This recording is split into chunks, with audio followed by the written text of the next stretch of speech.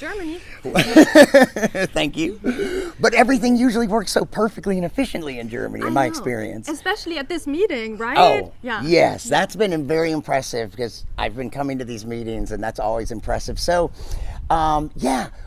this year, because we're still kind of a hangover from the pandemic, this meeting is mostly in person, but partially hybrid. So there are 5 Nobel laureates participating virtually, 14 are here on site, and of the 330 young participants, 250 of them are here, and I'm speaking to one of them, Katharina Hartinger, of the Catholic University of Eichstätt, Ingolstadt. Thank you. And so you are an economist. Almost everyone here is an economist, but some people define themselves as behavioral scientists and otherwise. But what sort of economist are you? So I'm an applied economist. I work a lot on culture and education especially. So I'm interested in the effects of culture on our decision making in education and innovation. Okay, excellent. And I want to hear a little more about that. Is there, can you even narrow that down? Like, what kind of questions have you been working on recently? And in fact, some of the attendees this year, it's not possible for all of them, but about 60 attendees had the opportunity to present their research to their colleagues and a panel of Nobel laureates. And so why don't we talk about that? Was that about some of your recent work? Of course, Of yeah. course. So that was about my work on individualism and how it affects decision making in education and innovation. So I combined 2 projects in 6 minutes, which was quite a challenge, but I think I did a pretty good job. And of course, that was such a precious experience to get the feedback from the Nobel laureate, and then also afterwards, have discussions with fellow young economists. So that's the other good thing here. This is not just about the Nobel laureates, right? This is all about exchanging ideas with other young, motivated, ambitious people. And this is such an experience that I've never had before, and it's incredible. That's awesome. Well, the motto here at the meeting is educate, inspire, connect. And that connect part, it's not really about the laureates. It could be connecting with anyone for purposes of mentorship, maybe in that case, but it's really about what happens in between the sessions here, all the connecting, and when the meeting is over, instead of, like, when I say young economist, I'm not being dismissive. That's the terminology here. The parlance is the attendees are young scientists at the natural science meetings, or young economists. But by the end of the day tomorrow, you will no longer be a young economist. You'll be an alumna, part of the alumni network. And then that's an opportunity to keep connecting going forward. So, but coming back to that presentation of yours, maybe you could be get a little more specific of the flavor of what the work is and why it's important. Right, of course. So I'm really interested in the dynamics of culture and economics, right? So we all have a cultural background, but in economics, especially at the individual level, it's still poorly understood what that really does to us and how that changes our decision making. So in order to foster intercultural communication and essentially make the world a better place, hopefully, it's important to understand the economic implications of culture. So what I'm looking at is how the cultural dimension of individualism affects your education decisions. So do people from different culture prioritize different things in education? So do they invest more in their personal skills if they come from a specific cultural background? And then I do find effects on that with my co-authors, and that is what I presented yesterday to get some very inspiring feedback from 2 Nobel laureates, from Richard Thaler and Joe Stiglitz, who were both present at the session. Yeah. When you're talking about different cultures, and I guess in some way ranking them by how tell me what that meant. Like, some cultures are more individualistic and some are less. And I believe you said that, like, the United States is the extreme. Yes. Yeah. But tell me about that. How do you what determines that? And tell me some other if that's one extreme, what's the opposite? Like, how do you define that? And how do you define that and determine that, well, the U.S. is the most individualistic? What does that mean? So we borrowed that from social psychology and sociology. So as we do as economists, right? So other clever people have thought about that. And individualism is defined as the culture of personal freedom and achievement. So those societies emphasize personal responsibility and independence over cohesion and cooperation in many cases.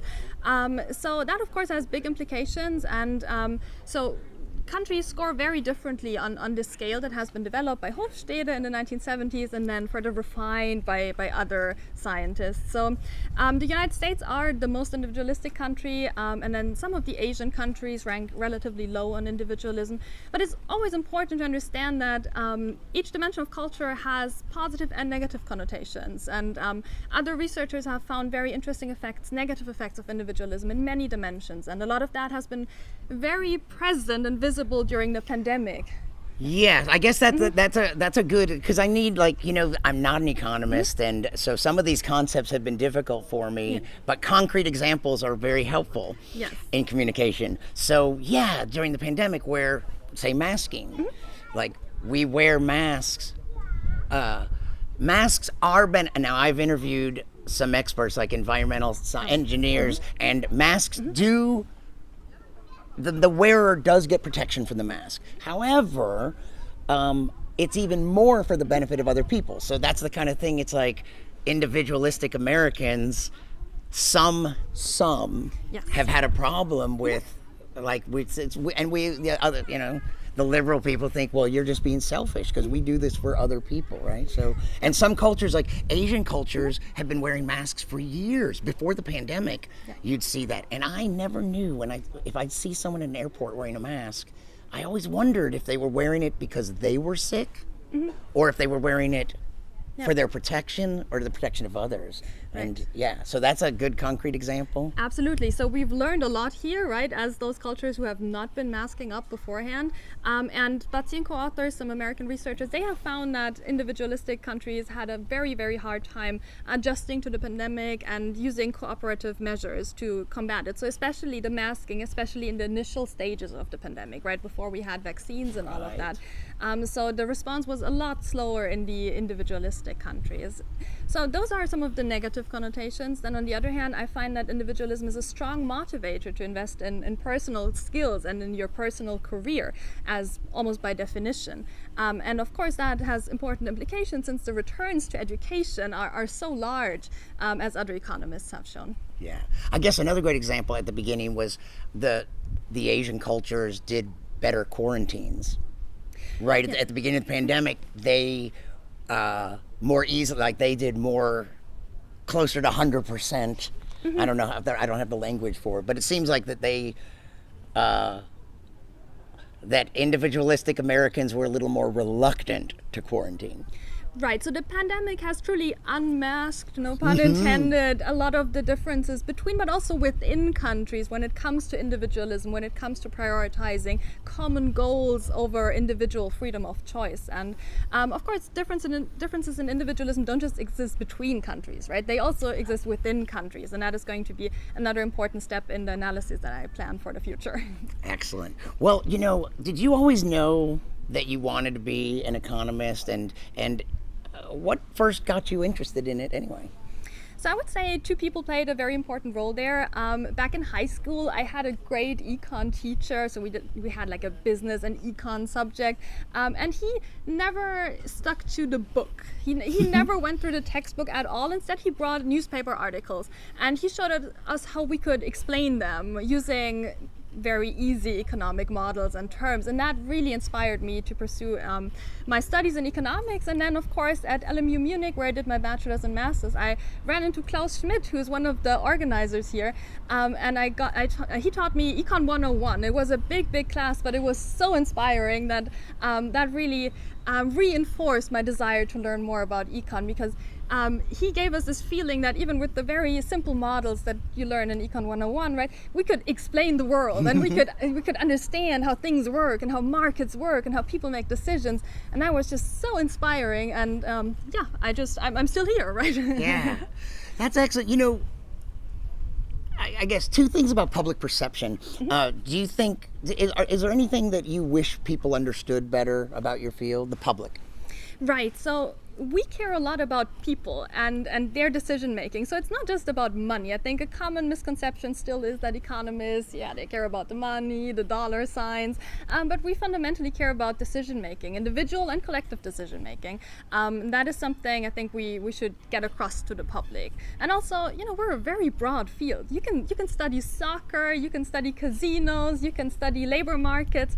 You can use our economic tools to explain a lot of what's going on in the world and whatever interests you, and that is really what makes me happy every single day when working on econ. Awesome. In the natural sciences, a lot of times, if in physics or chemistry or medicine, portrayals in movies and television shows sometimes have really bad science that either irritates scientists or makes them laugh. I wonder, is there anything like that? Have you ever seen, are there any economics or behavioral science ideas that you see portrayed very poorly in the media?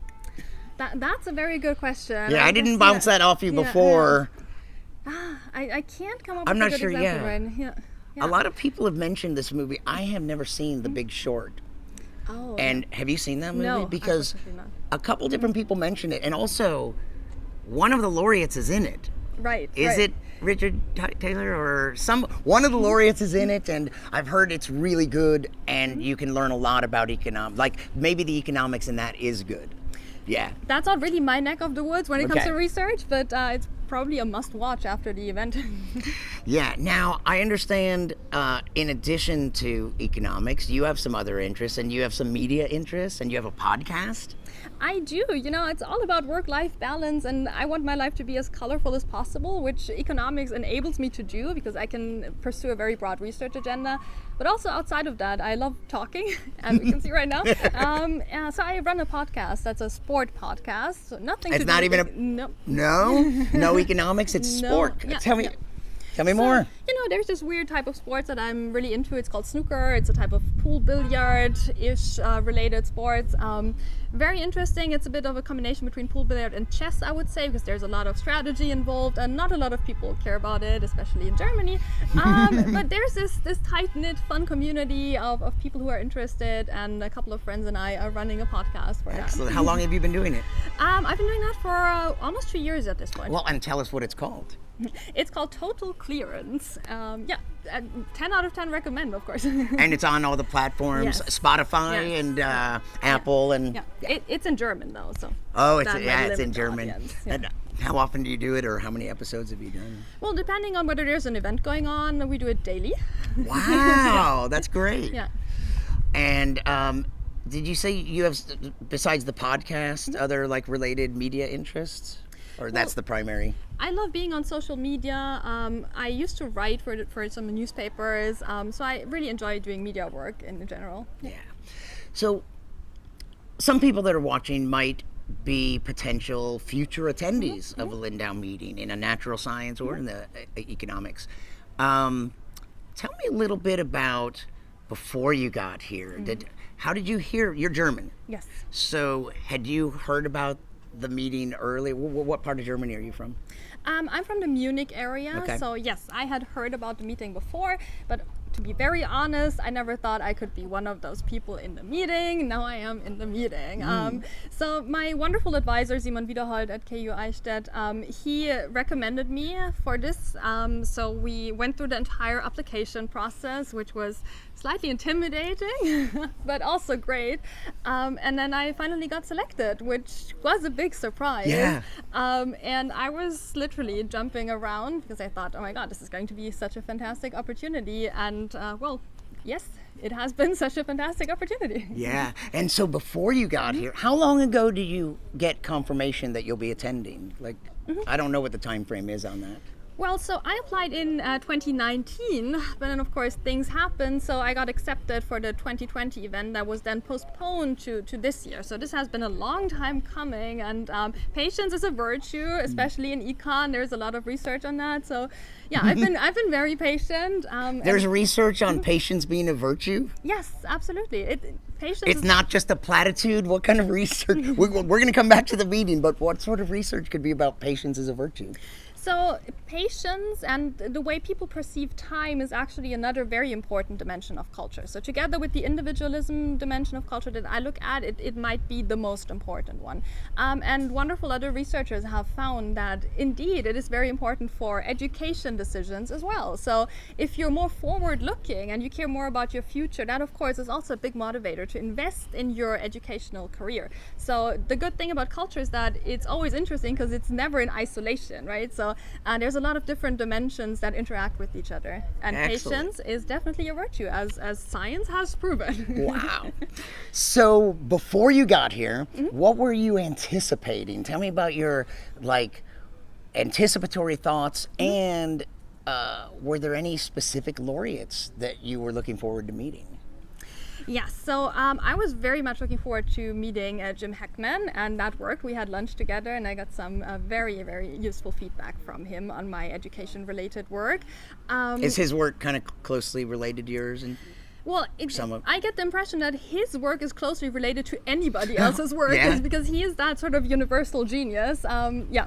So in a way it is related, in a way it's not related, but he is just a great person to talk to, and I really enjoyed this opportunity, absolutely. So before I got here, when I first saw the program, to be very honest with you, I got a minor heart attack because it seemed so packed. Every day, 7 a.m. to 10 p.m. And I thought, wow, how am I going to do this? But now we're a couple of days in. I mean, in fact, tomorrow is going to be the last day, and I'm still not tired. I don't know how this is working, but I guess it's all the inspiration in the room that just keeps you going. And there's a lot of fresh conversations that wake you up. And then, of course, it's nice and bright out here, so you can get some extra sunshine before you go back in for the next lecture. Yeah, inspiration, caffeine. So now that we've been here, the meeting started on, I can barely remember, was it Tuesday afternoon? Tuesday afternoon. And we already had Wednesday, Thursday, today's Friday. Tell me about some of your highlights. You just mentioned getting to meet Heckman. Yes. What other highlights have you had here? Well, just this morning I listened to Edmund Phelps' lecture on innovation, which really put my current innovation project in a completely new perspective. And afterwards, this wasn't just a video lecture that I watched on YouTube that he gave 15 years ago. No, this was right here. It was live, and afterwards I casually got to chat with him about my work, and I got a thumbs up from him. Nice. So that is wonderful. And I also absolutely have to mention yesterday's Next Gen Econ session. So it was such a privilege to present there in the micro session, because everybody who presented there, they were all working on such big questions, right? So nobody was working on like an epsilon incremental improvement of something that had been done before. Everybody was instead looking at new questions, at important questions, trying out new methods, being very relentless in data work. It was just it was so inspiring. It was absolutely wonderful, moving from talk to talk, from topic to topic. It was very diverse in terms of the speakers and in terms of the topics. So that was probably my number one highlight, actually. That was interesting. The way the Next Gen economic sessions went is that the session consisted of 10 young economists, each doing 6-minute presentations, while another 10, that's the only part of the meeting that had a simultaneous track. In another venue, another 10 were going on. And so that's 20 young economists presenting, and 3 days of that, 60 got to. And as far as the rest of the meeting, each laureate does 1 half-hour lecture. And I like saying that because the meeting, I wouldn't say, is primarily about the lectures. Of course the lectures are great, and you've already commented on several, but so much of it is outside the lectures and all the social events and the mixing it up with the other. I'm sure you must have met a lot of people this week. A lot of people. I wish I could name them all because they're all awesome. That was another thing, you're putting a bunch of ambitious people in the room. So I wasn't sure if the elbows were going to come out. You didn't know who you're going to meet. But instead, I've just met a whole lot of lovely, wonderful people who have this drive for doing interesting research and for changing the world. And it's been the most pleasant experience, actually. Also, I have to say, underlined by the fantastic hospitality we are experiencing here, right? All the staff are doing such a wonderful job at looking after us and making sure everybody is comfortable and happy. I'm so grateful for all of this. And I know you've already said a lot of things on this topic, but just as a parting thought, directed towards someone who might be a future attendee of an economics meeting, anything you would say to them, advice, or it doesn't have to be advice, just any message to a potential future attendee? I would say skip to the good part. So don't be shy. Leave all your fears at home, because it's not going to be scary. It's going to be wonderful and inspiring. And if they ask you to be on a panel, just say yes immediately before you get too scared. Excellent. So that's another thing. Before we go, you also, you did both of the, yesterday was a big day for you. It was. I was in the session and saw your Next Gen talk, and then a few hours later you were on a panel. So what was the panel, and who was on it with you? So that was the panel on social change and social media with Richard Thaler, Joe Stiglitz, and Giovanni Andreottola, another young economist from Vienna, and it was moderated by Thorsten Persson, who is also a personal hero of mine. So I'm not familiar, but I saw he's a great moderator of these sessions, and clearly he was all, in addition to the laureates asking questions and making comments, he seemed to give really insightful interaction. Yeah, he's a great economist as well. I mean, he would deserve the Nobel Prize, if you ask me. So no, that was a very intense experience, of course, being on a panel with two laureates and discussing a topic that is somewhat related to what I'm doing in my research, but not too closely, actually. But I was very happy to contribute my perspective. So I was not trying to imitate the laureates in any way. So I was just offering the experience I have and the opinions I have based on what I've read and what I'm doing research on. And I think based on the feedback we got, it's been a very exciting and very entertaining panel for the people who watched us. Yes, well, thank you very much for being so generous with your time. And we will be back with more interviews from the 7th Lindau Meeting on Economic Science.